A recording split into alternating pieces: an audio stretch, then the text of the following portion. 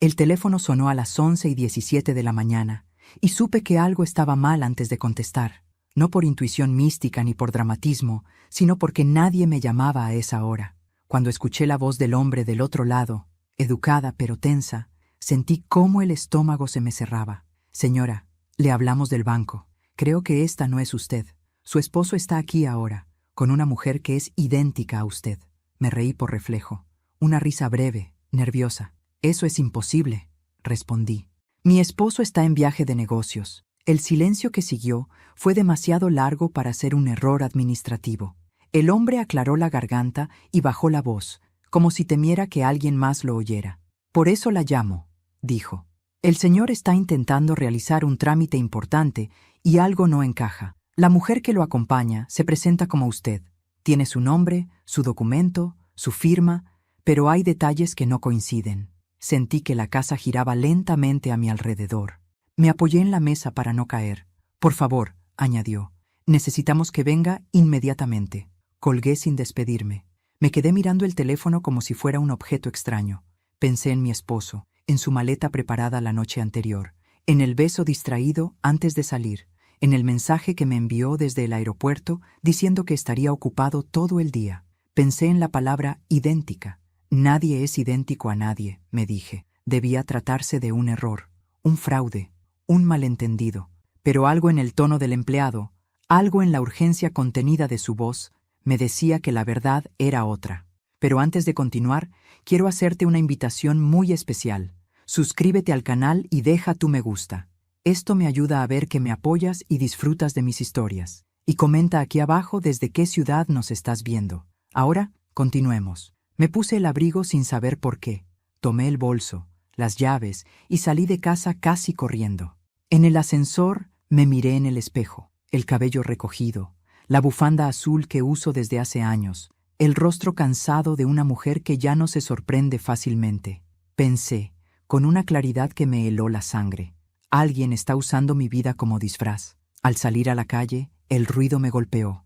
Todo seguía igual para los demás, y esa normalidad me resultó ofensiva. Durante el trayecto al banco, intenté reconstruir mi matrimonio como si fuera una película acelerada. 37 años juntos. Una vida hecha de rutinas, de silencios compartidos, de acuerdos tácitos. Yo había dejado mi trabajo cuando los niños nacieron. Había ayudado con la contabilidad cuando él abrió su empresa. Había firmado papeles sin leerlos del todo porque confiaba. Siempre confié. Pensé que esa confianza era amor. Nunca se me ocurrió que también podía ser ceguera. Llegué al banco antes de lo que esperaba. El guardia me miró 2 veces antes de dejarme pasar. Me llamaron, dije. Mi voz sonó firme, aunque por dentro todo temblaba. Me condujeron a una oficina pequeña. El empleado de la llamada estaba allí, pálido, acompañado por una mujer más joven que no dejaba de mirar la puerta. Gracias por venir, dijo él. Necesitamos que vea algo. Abrió la persiana apenas un poco. A través del vidrio los vi, a mi esposo, de pie, hablando con un gerente, y a su lado, una mujer. Mi cuerpo reaccionó antes que mi mente. Se me aflojaron las piernas. Tuve que sentarme. La mujer llevaba mi mismo corte de cabello, mi mismo color. Usaba un abrigo muy parecido al mío. Incluso sostenía el bolso del mismo modo, apoyado contra el costado izquierdo. No era una casualidad grotesca, era una imitación cuidada. Dice llamarse como usted, murmuró el empleado. Conoce datos que solo usted debería conocer. Yo no podía dejar de mirarla, no porque fuera más joven o más hermosa, sino porque estaba ocupando un lugar que no le pertenecía. Mi lugar. La vi reír, tocar el brazo de mi esposo con una familiaridad que me resultó obscena. Él no parecía nervioso, parecía cómodo. Quise levantarme y salir corriendo. Quise enfrentarla, quise gritar, pero algo dentro de mí se endureció. Una voz que no reconocí me dijo, observa, aprende, no te apresures. Me quedé sentada, respirando despacio, mientras el empleado seguía hablando de procedimientos y verificaciones. Yo solo pensaba una cosa, esto no empezó hoy. De pronto entendí que aquel viaje de negocios no era nuevo, que las ausencias, los cambios de humor, la distancia creciente, tenían otra explicación, que esa mujer no había aparecido de la nada.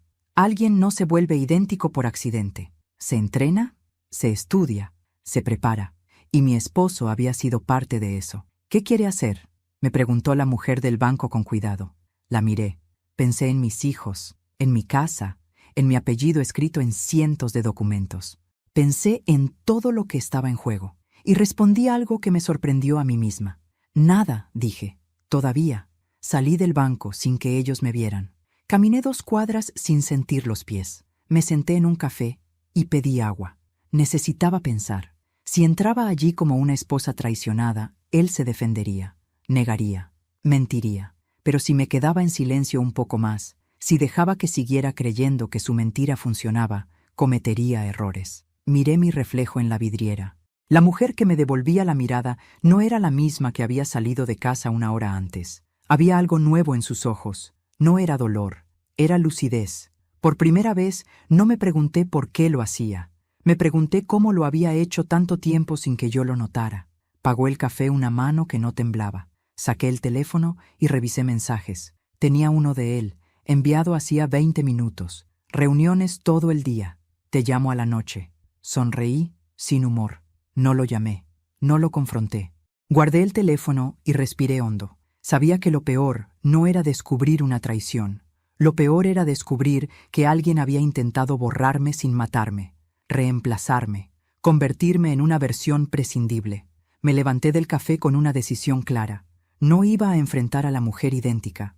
No iba a gritar en el banco. Iba a volver a casa, a revisar papeles, a recordar conversaciones, a reconstruir mi propia vida desde los detalles que había ignorado. Porque si alguien se había tomado el trabajo de copiarme, era porque yo valía más de lo que me habían hecho creer. Y mientras caminaba, supe que aquella llamada no me había partido en 2. Me había despertado. Durante años pensé que mi matrimonio era sencillo, incluso predecible. No había grandes escándalos ni gritos que llamaran la atención de los vecinos. Había rutina, silencios largos y una convivencia que funcionaba como un mecanismo antiguo, gastado, pero todavía en marcha. Yo creía que eso era estabilidad. Hoy sé que también era invisibilidad. Conocí a mi esposo cuando tenía 23 años. Él ya trabajaba en el mundo financiero y hablaba con seguridad de planes, inversiones y futuro. Yo me sentí protegida por esa firmeza.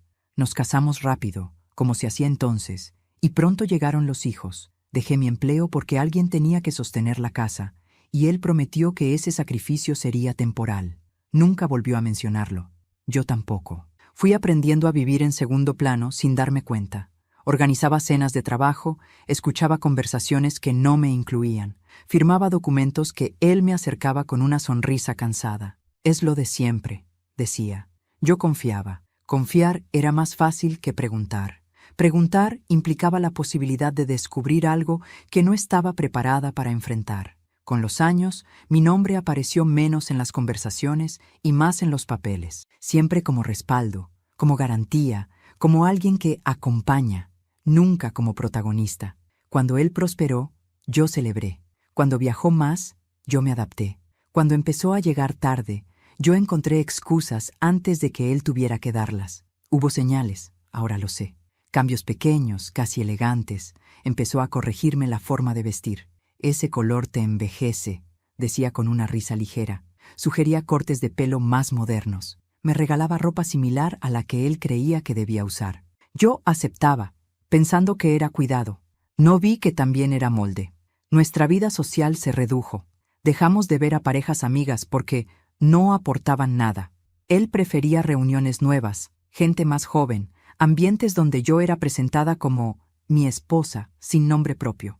Empecé a sentirme como un accesorio que combina con todo y no destaca en nada. Cuando cumplí 60 años, organizó una cena pequeña. Brindó por mi compañía incondicional. Esa palabra me quedó resonando. No dijo amor. No dijo admiración. Dijo compañía. Como si yo fuera un objeto confiable, no una persona con historia. En casa, hablábamos menos. Yo llenaba los silencios con tareas, con orden, con televisión de fondo. Él se refugiaba en el teléfono, en correos que no veía, en llamadas que hacía en otra habitación. Cuando preguntaba, me decía que eran asuntos de trabajo. Yo asentía, siempre asentía. Mis amigas notaron el cambio antes que yo. Te veo apagada, me dijo una de ellas una tarde. Me molestó. Pensé que exageraba. ¿Cómo iba a estar apagada si mi vida estaba en orden? Tenía casa, hijos adultos, estabilidad económica. No entendía que el orden también puede asfixiar cuando no deja espacio para ser.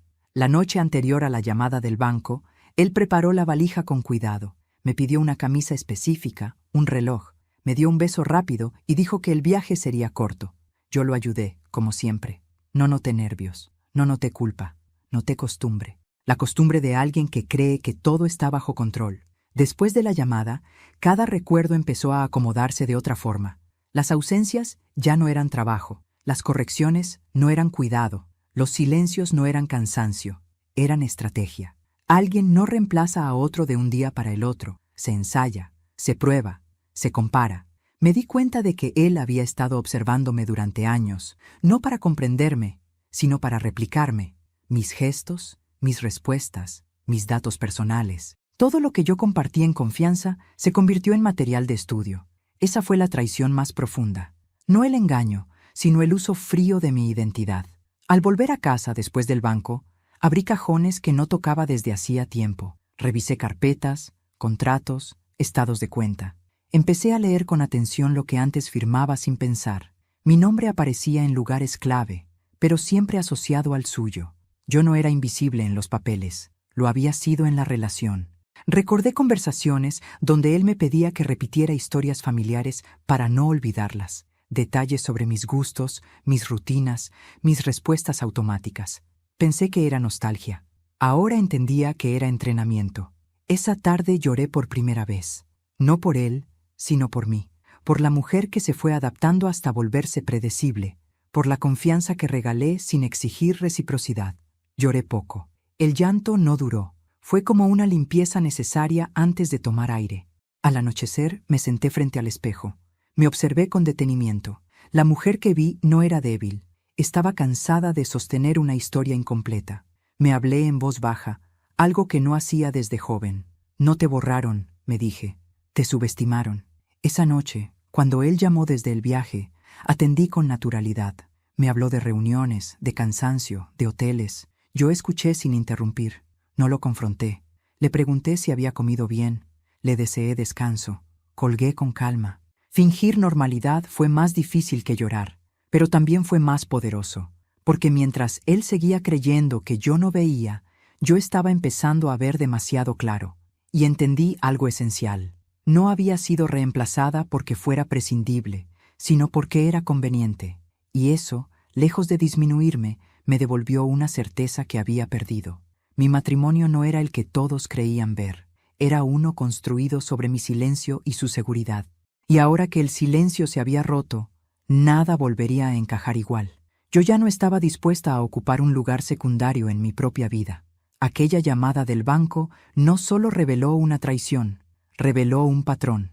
Y yo estaba lista para seguir ese hilo hasta el final, aunque doliera, porque por primera vez en muchos años no me preguntaba si podía hacerlo. Me preguntaba cuándo. Volví al banco 2 días después, a la misma hora, con el mismo abrigo y la bufanda azul. No llamé antes. No quería advertir a nadie. Caminé hasta la entrada con el pulso firme y la cabeza fría, como si estuviera entrando a un teatro para ver una obra cuyo final ya intuía. Al cruzar las puertas de vidrio, sentí una presión en el pecho, pero no me detuve. Esta vez no iba a mirar desde lejos. La vi enseguida. Estaba sentada en una de las mesas del fondo, inclinada hacia adelante, hablando con una gestualidad que conocía demasiado bien. Movía las manos como yo cuando explico algo importante. Sonreía con la comisura izquierda un poco más levantada. Llevaba el cabello recogido del mismo modo en que yo lo uso desde hace años. No era solo parecida, era un espejo ensayado. Mi esposo estaba frente a ella, atento, orgulloso incluso. Cuando la escuchaba, asentía con esa expresión que yo había visto tantas veces en casa. La presentaba con naturalidad a quienes se acercaban. Mi esposa, decía. Esa palabra me atravesó como una astilla. No por celos, sino por la audacia, por la certeza con la que la pronunciaba. Me acerqué al mostrador y pedí hablar con el gerente. Mientras esperaba, no pude evitar observarla con más detalle. Usaba un anillo similar al mío, no idéntico, pero lo suficientemente parecido como para pasar desapercibido. Su perfume flotaba en el aire. Era el mismo que él me regalaba cada aniversario. Entendí entonces que no estaba imitando mi apariencia por gusto. Estaba replicando mi identidad. El gerente me condujo a una oficina. Me ofreció agua. Yo negué. Quería ver. Necesitaba ver. Me levanté y pedí permiso para salir. Un momento, dije. Nadie me detuvo. Caminé directo hacia la mesa donde estaban. No me anuncié. No levanté la voz.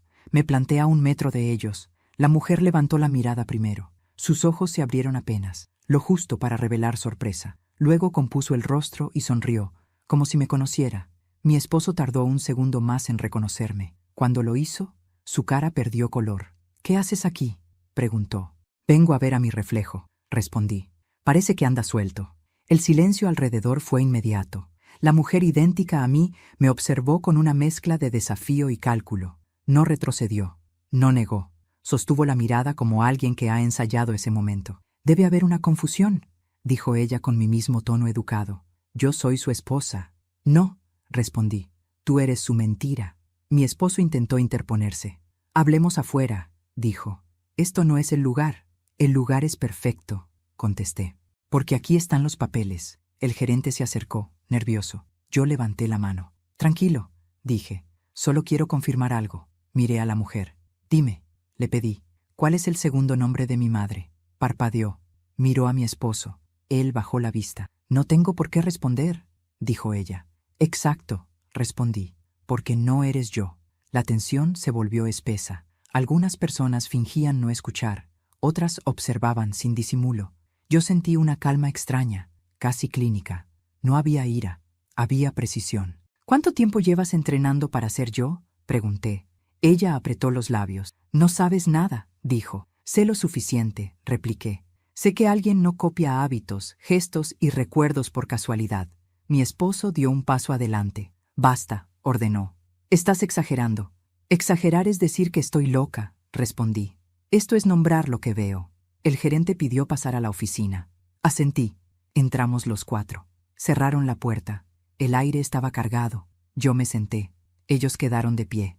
«Explique», pidió el gerente, mirando a mi esposo. Él habló de errores administrativos, de coincidencias, de trámites urgentes. La mujer asentía con disciplina. Yo los dejé hablar. Cuando terminaron, saqué del bolso una carpeta. «Aquí están mis documentos», dije. «Y aquí, mis firmas». Las comparé con las de ella. No coincidían del todo. Había práctica, pero no historia. «Esto», continué, «no es improvisado, es un plan». La mujer me miró con desprecio. «No eres tan especial», dijo. «Solo eras el molde más cómodo». Esa frase dolió, pero también aclaró todo. «Gracias», respondí. «Acabas de confirmar lo que necesitaba». El gerente tomó nota. Mi esposo se llevó las manos a la cabeza. La mujer idéntica a mí cruzó los brazos, desafiante. «No he terminado», añadí. «Quiero saber quién te presentó a él». Ella sonrió, ladeando la cabeza. «Él me encontró», dijo, «porque te había estudiado durante años». Mi esposo levantó la vista, horrorizado. «Cállate», murmuró. «No», respondió ella. «Ya es tarde». Entendí entonces que la suplantación no era solo financiera, era emocional. Él había buscado una versión de mí sin memoria, sin reclamos, sin historia, una copia obediente. «¿Sabes qué es lo peor?», le dije a mi esposo. «No es que me engañaras, es que creíste que yo era reemplazable». No respondió. El gerente anunció que el trámite quedaba suspendido, que habría una investigación. Asentí. Me levanté. «Me voy», dije. «Ustedes quédense con su teatro». Salí sin mirar atrás. En el pasillo, mis piernas temblaron. Me apoyé en la pared y respiré.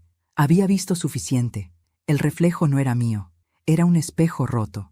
En la calle, el aire me devolvió al presente. Me senté en un banco y dejé que el corazón bajara el ritmo. No lloré. Sentía algo distinto. Determinación. Si habían llegado tan lejos, era porque creían que yo no llegaría más lejos aún. Saqué el teléfono. Tenía mensajes de él. No los abrí. Miré mis manos. Eran las mismas de siempre. Mi identidad estaba intacta. Nadie podía quitármela. Me levanté con una certeza clara. No iba a desenmascararlos de inmediato. Iba a dejarlos avanzar un poco más, porque cuando alguien se cree dueño de tu nombre, comete errores al usarlo. Y esos errores yo estaba lista para cobrarlos. Esa noche no dormí. No porque el dolor me mantuviera despierta, sino porque mi mente empezó a ordenar piezas que llevaban años sueltas. La escena del banco se repetía una y otra vez, pero ya no como una herida abierta, sino como una prueba. Cada gesto, cada palabra, cada silencio de mi esposo adquiría ahora un sentido distinto, casi matemático. No era caos, era un plan. Volví a casa pasada la medianoche. Dejé el abrigo sobre la silla y me senté en la mesa del comedor con la carpeta abierta frente a mí. Encendí la lámpara pequeña, la que siempre usaba para leer, y comencé a revisar papeles que durante años habían estado allí sin que yo los mirara de verdad. Estados de cuenta, contratos, pólizas, anexos. Mi nombre aparecía con frecuencia, pero casi siempre acompañado del suyo, como si mi identidad necesitara permiso para existir. Recordé cuántas veces había firmado documentos sin leerlos completos. Confía, me decía, es solo un trámite. Yo confiaba. Ahora entendía que la confianza había sido su herramienta favorita. No para protegerme, sino para moverse sin ser visto. Encontré movimientos bancarios que no reconocía. Pequeños al principio, casi invisibles, luego más frecuentes. Cuentas abiertas en horarios en los que yo estaba ocupada con la casa o con los nietos. Transferencias justificadas como gastos operativos. Nada gritaba fraude, pero todo susurraba duplicidad. Abrí el cajón donde guardaba mi documentación personal. Mi pasaporte estaba allí, mi cédula también, pero algo faltaba. El documento que había llevado siempre en la billetera no estaba. Sentí un frío recorrerme la espalda. No lo había perdido. Alguien lo había tomado. Alguien que sabía exactamente dónde buscar. Me levanté y fui al dormitorio. Revisé el armario de mi esposo. Entre camisas y trajes encontré una carpeta idéntica a la mía. Dentro había copias de mis documentos, fotografías escaneadas, firmas practicadas. No era improvisación, era ensayo. Cada copia estaba ordenada, etiquetada, perfeccionada. Me senté en la cama con esa carpeta en las manos. Pensé en la mujer idéntica a mí, en su forma de hablar, en su seguridad. No era solo su amante, era su cómplice. Y juntos habían construido una versión paralela de mi vida, una en la que yo no hacía preguntas. Seguí revisando, correos impresos, conversaciones breves, instrucciones. Él le explicaba detalles de mi historia familiar, fechas importantes, nombres que solo alguien cercano conocería. Me di cuenta de que, durante años, había contado mi vida como quien deja migas en el camino, sin imaginar que alguien las recogería para reemplazarme. No lloré. La rabia estaba ahí, sí, pero no me dominaba. Algo más fuerte empezaba a tomar forma. Lucidez. Comprendí que mi esposo no me había traicionado por impulso ni por pasión. Lo había hecho por conveniencia, porque había dejado de verme como una persona y había empezado a verme como un obstáculo gestionable.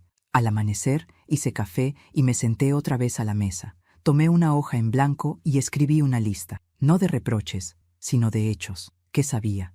¿Qué sospechaba? ¿Qué podía probar? La diferencia era fundamental. Ya no se trataba de sentimientos heridos, sino de identidad robada. Llamé al banco y pedí un informe completo de movimientos recientes. Llamé a un notario para verificar poderes. Llamé a una amiga abogada, sin entrar en detalles, y le pedí una recomendación discreta. Cada llamada era un paso. Cada paso me alejaba de la mujer engañada y me acercaba a la mujer que decide. Mi esposo llamó 3 veces esa mañana. No atendí. Me dejó mensajes confusos, mezclando disculpas con reproches, preocupación con control. No los borré, los guardé. Todo podía servir. Por la tarde fui a una oficina pública a solicitar un duplicado de mi documento, esta vez con alertas. Pedí que cualquier uso indebido fuera registrado. El funcionario me miró con curiosidad, pero no preguntó. Yo no expliqué. Aprendí que no siempre hace falta justificar la autoprotección. Al salir, caminé varias cuadras sin rumbo. Observé mi reflejo en las vitrinas. La mujer que veía no era frágil, estaba alerta. Y esa alerta me devolvía algo que había perdido sin darme cuenta, autoridad sobre mi propia historia. Esa noche, cuando él volvió a llamar, atendí. Hablé con voz serena. Le dije que estaba cansada, que necesitaba tiempo. No mencioné el banco, no mencioné la mujer, no mencioné nada. Lo dejé hablar. Cuanto más hablaba, más se enredaba. Mentía por costumbre, no por inteligencia. Colgué con una certeza firme. No iba a enfrentarlo todavía. No iba a exponerlo por rabia. Iba a dejar que siguiera creyendo que el plan funcionaba. porque cuando alguien se siente seguro en su mentira, baja la guardia. Esa fue la noche en que entendí algo esencial. Él creía que yo no sabía nada. Creía que había construido una copia perfecta, que podía mover mis cuentas, mi nombre, mi rostro, sin que yo reaccionara. No sabía que, al hacerlo, había activado algo mucho más peligroso que el enojo. Había activado mi memoria. Guardé todas las carpetas en una caja. La cerré con cuidado y la dejé en el fondo del armario. No era el final, era el comienzo, porque ya no estaba improvisando. Estaba preparando algo que no se detendría con excusas ni lágrimas. Me acosté tarde. Antes de apagar la luz, me miré en el espejo una vez más. Toqué mi rostro, mis arrugas, mis gestos reales. Nadie podía copiarlos del todo. Nadie podía ser yo. Y mientras cerraba los ojos, supe que el error más grande de mi esposo no había sido engañarme, había sido subestimarme. Y eso, muy pronto, tendría consecuencias. Los días siguientes fueron extrañamente tranquilos, demasiado. Mi esposo siguió actuando como si nada hubiera ocurrido, como si yo no hubiera visto a otra mujer ocupando mi lugar en el banco, como si mi identidad no hubiera sido puesta en juego. Me llamaba por las noches, preguntaba por cosas domésticas, se quejaba del cansancio del viaje. Yo respondía con monosílabos suaves, calculados, no mentía. Simplemente no decía toda la verdad. Esa calma era su mayor error. Comencé a observarlo con una atención nueva, quirúrgica. Cada palabra, cada pausa, cada intento de control. Me di cuenta de que su mentira no era solo con la otra mujer, sino conmigo desde hacía años. Yo había sido su terreno seguro, el lugar donde nunca esperaba resistencia. Ahora, sin saberlo, caminaba sobre suelo inestable. Volvió a casa 2 días después. Entró como siempre, dejó la maleta en el dormitorio y me dio un beso en la mejilla. No olía a hotel, olía a perfume ajeno. No dije nada. Preparé la cena. Hablamos del clima, del tráfico, de asuntos triviales. Él se relajó, se sentía a salvo. Y cuando alguien se siente a salvo, baja la guardia. Esa noche, mientras dormía, revisé su teléfono. No con ansiedad, sino con método. Encontré mensajes cifrados, llamadas borradas, recordatorios con nombres falsos. Todo estaba diseñado para no levantar sospechas. De alguien que no miraba. Yo miraba ahora, y entendí que la mujer idéntica no era el plan final, era la herramienta. Al día siguiente, lo acompañé al banco como si nada. Me quedé en el auto mientras él entraba. Lo vi caminar erguido, seguro, creyendo que tenía el control. No sabía que ya estaba atrapado en su propia mentira. Volví a casa y llamé a la abogada que me habían recomendado. Le conté solo lo necesario. Su silencio al otro lado de la línea fue largo. «Esto es grave», dijo al fin, «pero si tienes paciencia, puede resolverse a tu favor». Colgué con una sensación nueva, poder. Esa misma tarde, mi esposo me habló de un trámite importante que tendría que hacer solo. Asentí. Le deseé suerte. Lo vi salir sin sospechar que yo ya había hablado con el banco, con el notario y con 2 testigos clave. Él seguía creyendo que yo era la mujer que firmaba sin leer. Antes de continuar, dime aquí en los comentarios qué te está pareciendo esta historia hasta ahora y qué harías tú en su lugar. No te vayas del video, porque lo que viene a continuación te pondrá la piel de gallina. Ahora continuemos. Esa noche, él llegó tarde, demasiado. Me dijo que una reunión se había extendido. Yo asentí, como siempre, pero esta vez no sentí resignación. Sentí anticipación, porque sabía que cada hora extra era una cuerda que él mismo se estaba atando al cuello. Durante los días siguientes, dejé que la mujer idéntica siguiera apareciendo en ciertos lugares. El banco, una oficina privada, un restaurante donde yo solía ir con él.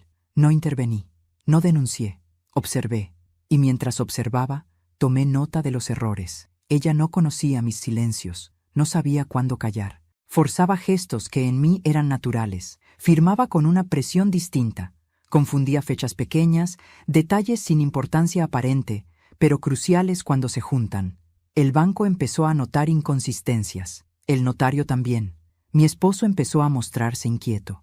Hacía preguntas de más, me observaba con sospecha, como si algo en mí hubiera cambiado y no lograra identificar qué. Tenía razón, ya no era invisible. Una noche me preguntó directamente si estaba bien. Lo miré a los ojos y sonreí. «Mejor que nunca», respondí. No era una provocación, era la verdad. Días después, recibí una llamada del banco. Esta vez, la voz ya no dudaba. Señora, dijo, necesitamos que venga. Hay irregularidades serias. Le pedí que esperaran. No porque no estuviera lista, sino porque aún no era el momento. Cada paso tenía que darse en orden. Yo ya no improvisaba. Yo dirigía. Mi esposo, mientras tanto, se volvía más torpe. Discutía con la mujer idéntica por teléfono. Alzaba la voz, cerraba puertas. La perfección de su plan empezaba a resquebrajarse. Y lo peor para él era no saber por qué. Una tarde, al regresar del supermercado, lo encontré sentado en la sala, con papeles desordenados sobre la mesa. «Tenemos que hablar», dijo. «Claro», respondí. «¿De qué?». Me miró como si buscara en mi rostro a la mujer sumisa de antes. No la encontró. «Las cosas están complicadas», admitió. «Necesito que firmes unos documentos». Ahí supe que el momento se acercaba. «Los leeré», dije. Su expresión cambió. «Apenas, pero lo suficiente». «Siempre los firmaste sin problema», respondió. «Siempre», repetí. «Pero ya no». Se levantó, nervioso. Caminó de un lado a otro. Murmuró algo sobre desconfianza. Yo lo dejé hablar. Cada palabra suya era una confesión involuntaria. Esa noche, mientras dormía, guardé los documentos sin firmar. Al día siguiente, llamé al banco y pedí una cita conjunta.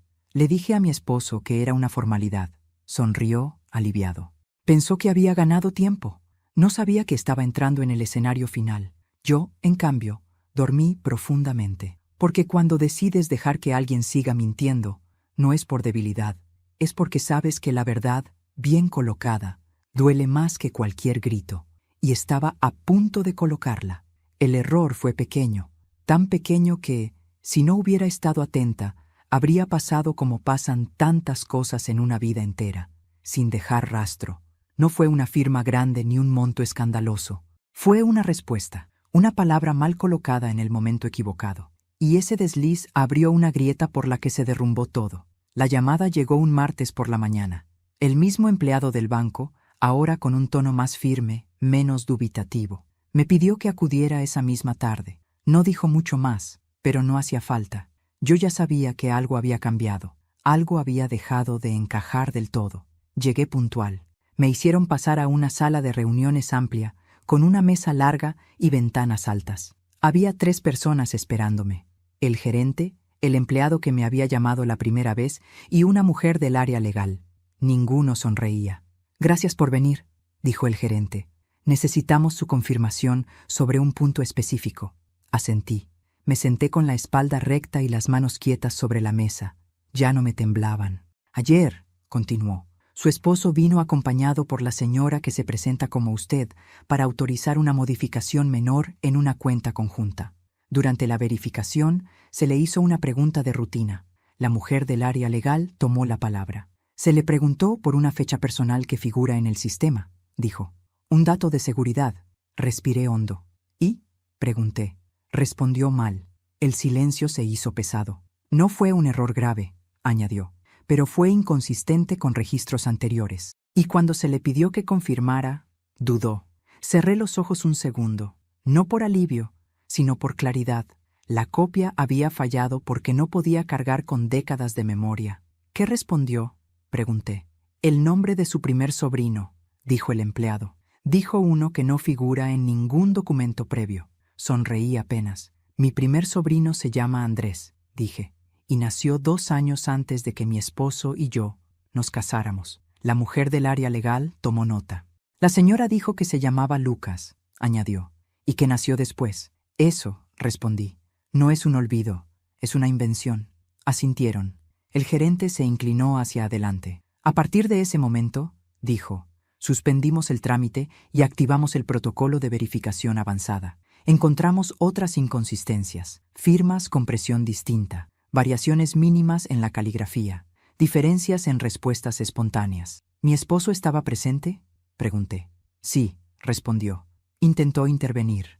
Dijo que usted estaba confundida últimamente. Esa frase me atravesó, pero no me desarmó. Gracias, dije. ¿Qué necesitan de mí ahora? La mujer del área legal deslizó un documento hacia mí. Su presencia para una confrontación formal, explicó, con registros, testigos y actas. Queremos hacerlo correctamente. Miré el papel, Lo leí con atención. No firmé de inmediato. ¿Cuándo? Pregunté. Mañana por la mañana. Asentí. Estaré aquí. Salí del banco con una serenidad que no había sentido en meses. El error ya no era mío. Nunca lo había sido. Alguien había intentado usar mi nombre sin comprender su peso. Esa noche, mi esposo llegó temprano. Demasiado temprano. Me observó desde la puerta como si buscara señales. ¿Fuiste al banco?, preguntó. Sí, respondí. Me llamaron. Tragó saliva. ¿Pasó algo? Nada que no deba pasar, dije. Se sentó frente a mí, nervioso. Estás distinta, murmuró. Siempre fui así, respondí. Solo que ahora miras. No insistió. Se levantó y fue al dormitorio. Lo escuché hablar por teléfono en voz baja. Palabras cortadas. Tensión. La copia ya no era perfecta. Y él lo sabía. Dormí profundamente. Soñé con papeles que se ordenaban solos, con nombres que volvían a su lugar. Al despertar, me vestí con cuidado. Elegí ropa sencilla. Nada que llamara la atención. No necesitaba imponerme. Necesitaba ser exacta. En el banco, al día siguiente, la escena fue sobria, profesional, sin gritos. Mi esposo llegó con la mujer idéntica. Ella estaba pálida. Él evitaba mirarme. Nos sentamos. La mujer del área legal explicó el procedimiento. Mostró documentos, comparó firmas, leyó registros. La copia empezó a desmoronarse con cada pregunta. ¿Puede confirmar el segundo apellido de su abuela materna?, preguntó. La mujer dudó. No recuerdo, dijo. ¿Recuerda dónde se conocieron sus padres?, insistieron. Miró a mi esposo. Él cerró los ojos. Basta, dijo. Esto es una persecución. No, respondió el gerente. Es una verificación. Yo no hablé. No era necesario. Finalmente, la mujer idéntica se levantó. No voy a seguir, dijo. Esto no fue idea mía. Mi esposo se puso de pie. «Cállate», gritó. La sala quedó en silencio. «Queda registrado», dijo la mujer del área legal. «Gracias». La confrontación terminó allí. El banco suspendió todas las operaciones conjuntas. Se inició una investigación formal por suplantación de identidad. Mi esposo salió primero, sin mirarme. La mujer lo siguió, llorando. Yo me quedé un momento más. Firmé lo necesario. Agradecí. Me levanté. Una cosa más, dije antes de irme. Gracias por creerme cuando dudaron. El gerente asintió. Gracias por su paciencia, respondió. No es común. Salí a la calle y respiré hondo. El aire me pareció distinto, más liviano. El error que los delató no fue la respuesta equivocada. Fue creer que una vida se puede copiar sin consecuencias. Fue pensar que yo no notaría la diferencia entre lo aprendido y lo vivido. Caminé despacio. No sentía euforia. Sentía cierre. Sabía que aún faltaba la verdad completa, pero el camino ya estaba trazado. Y mientras avanzaba, comprendí algo que no olvidaría jamás. Nadie puede sostener una mentira cuando la verdad decide presentarse con paciencia. La mañana de la audiencia amaneció gris, como si el cielo supiera que no habría refugio posible para nadie. Llegué al banco antes de la hora acordada y me senté en la sala de espera con una serenidad que me sorprendió. No llevaba documentos en las manos ni notas escondidas en el bolso. Todo lo que necesitaba ya estaba dicho, escrito y registrado. Yo solo tenía que estar presente. Mi esposo llegó minutos después, acompañado de un abogado que no conocía. Caminaba rígido, con la mandíbula apretada, evitando mirarme. La mujer idéntica no estaba. Me pregunté si había decidido desaparecer o si simplemente ya no le servía al plan. Comprendí que, cuando la mentira se vuelve incómoda, los cómplices suelen soltarse la mano. Nos hicieron pasar a una sala más grande que las anteriores. Había representantes del banco, del área legal y un notario externo. Todo era formal, medido, casi frío. Nadie levantó la voz. Nadie necesitó hacerlo. La verdad no siempre grita. A veces se limita a presentarse con pruebas. El gerente abrió la sesión explicando el motivo de la reunión.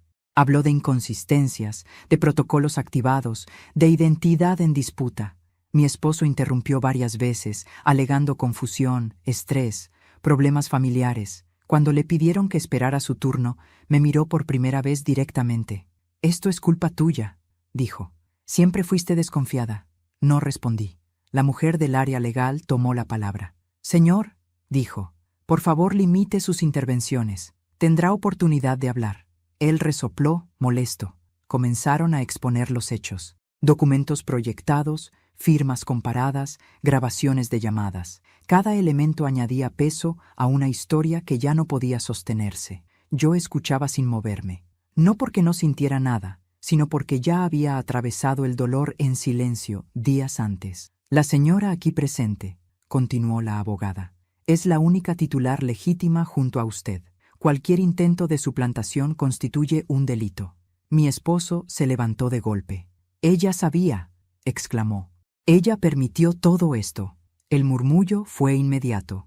¿A qué se refiere?, preguntó el notario. Ella me dio los documentos, dijo. Firmó sin leer durante años. No puede hacerse la víctima ahora.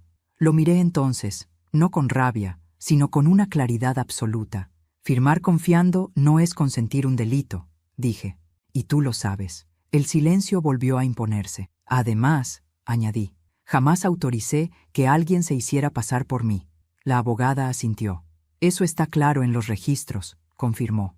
Mi esposo comenzó a sudar. Se pasó la mano por la frente. Ella está exagerando, insistió. Está confundida. Tiene problemas de memoria. Sentí una punzada, pero no bajé la mirada. ¿Confundida?, pregunté. ¿O demasiado lúcida para ti? Alguien carraspeó. El notario pidió orden. Señor, dijo, sus declaraciones no están ayudando. El abogado de mi esposo le susurró algo al oído. Él negó con la cabeza. No entienden, dijo. Todo esto era para proteger el patrimonio. ¿De quién?, preguntó la abogada. No respondió. ¿De usted?, insistió. ¿O de la persona que intentó reemplazar a su esposa? Mi esposo se sentó lentamente. La fuerza con la que había entrado comenzaba a abandonarlo. Procederemos, continuó el gerente, a suspender todas las cuentas conjuntas hasta que se resuelva la investigación. También se notificará a las autoridades competentes. La palabra autoridades cayó como una losa. Esto es una locura, murmuró mi esposo. Ella me está arruinando la vida. Lo miré una última vez. No, dije, estás enfrentando las consecuencias de tus decisiones. No hubo aplausos, no hubo escenas dramáticas, solo un cierre administrativo que para mí significaba algo mucho más grande. Recuperaba mi nombre, mi lugar, mi voz. La sesión terminó. Nos levantamos. Mi esposo salió primero, derrotado. Yo me quedé unos minutos más firmando actas, escuchando indicaciones. Cuando salí, lo vi de pie en la vereda, hablando por teléfono, gesticulando con desesperación. Pasé a su lado sin detenerme. No me llamó, no me insultó, no me siguió. En ese silencio final entendí que su poder había terminado. Caminé varias cuadras antes de sentarme en un banco. Sentí el cansancio acumulado caer de golpe. No era tristeza, era alivio, un alivio profundo, casi físico. Respiré despacio, cerré los ojos, pensé en la mujer que había sido durante años, la que callaba, la que confiaba sin preguntar, la que creía que el amor justificaba cualquier renuncia. No la desprecié, la honré. Había hecho lo que pudo con lo que sabía, ahora sabía más. Mi teléfono vibró. Un mensaje de un número desconocido. Era la mujer idéntica. Lo siento, decía. Nunca pensé que terminaría así. No respondí. No porque no sintiera nada, sino porque ya no me correspondía cargar con culpas ajenas. Me levanté del banco y seguí caminando. El día seguía gris, pero yo no.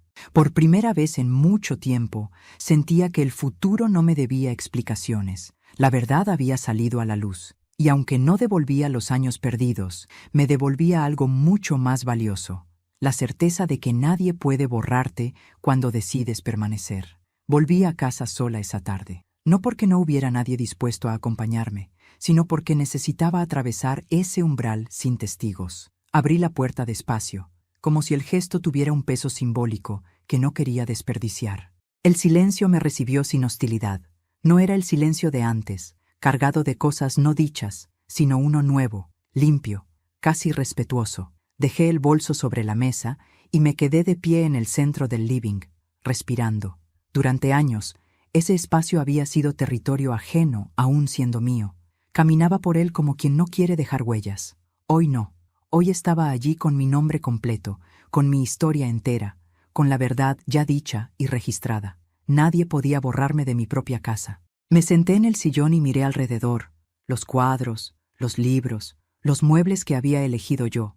Todo estaba donde siempre había estado, y sin embargo, todo se sentía distinto, porque el cambio no había sido externo, el cambio había ocurrido en mí. Recordé la primera vez que firmé un documento sin leerlo. Recordé la sensación de alivio al pensar que alguien más se encargaba de esas cosas complicadas. Recordé cuántas veces confundí comodidad con amor, delegar con confiar, callar con cuidar la paz. Y sentí algo que no había sentido antes, compasión por mí misma. No reproche, no vergüenza, compasión. Esa noche dormí profundamente, sin sobresaltos, sin pensamientos circulares. Dormí como duerme alguien que ya no tiene que fingir. Al despertar, el sol entraba por la ventana de la cocina. Preparé café y lo tomé despacio, sentada a la mesa, sin apuro. Por primera vez en mucho tiempo, no esperaba que alguien llegara ni temía que alguien se fuera. Los días siguientes fueron de trámites y decisiones. El banco me llamó para confirmar la restitución total de mis accesos. Las cuentas quedaron bajo mi control directo. El notario me explicó con calma cada paso, cada papel. Leí todo, pregunté todo, firmé solo cuando entendí. Cada gesto era una reparación silenciosa. Mi esposo intentó comunicarse varias veces. Primero con mensajes largos, casi desesperados, luego con otros breves, cargados de reproche. Después, silencio. No respondí ninguno. No porque no tuviera palabras, sino porque ya no tenía nada que negociar. Había hablado cuando importaba. El resto era ruido. Un día, ordenando el armario, encontré una de las carpetas que él había preparado. Copias de mis documentos, notas, detalles de mi vida. La abrí una última vez. Observé mi nombre repetido en hojas frías, mecánicas, y entendí algo que me heló y me fortaleció al mismo tiempo. Él nunca quiso ser yo, quiso usarme sin que yo estorbara. Cerré la carpeta y la llevé directamente a la abogada. No era un recuerdo, era una prueba. Mis hijos comenzaron a llamar más seguido, con cuidado, con preguntas tímidas. No los culpé, los escuché, les expliqué lo necesario, sin dramatismo.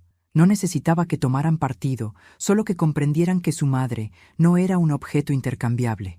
Vi en sus voces algo nuevo, respeto.